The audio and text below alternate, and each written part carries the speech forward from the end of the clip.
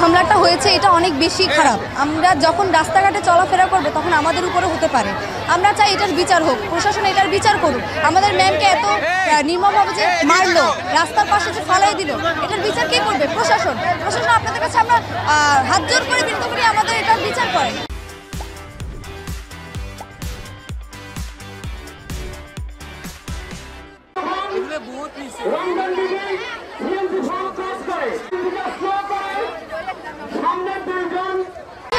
বিভিন্নভাবে লাথি ঘুষি আমরা রাস্তায় নামছি, আমাদেরই তো নিরাপত্তা না। আমাদের আজকে আমাদের ম্যামের উপর হয়েছে, নেক্সট টাইম যে আমাদের উপর হবে না সেটার জবাব আমরা কাছ থেকে চাই। আমরা এটা রাষ্ট্রের কাছ থেকে জবাবদিহিতা চাই। আমরা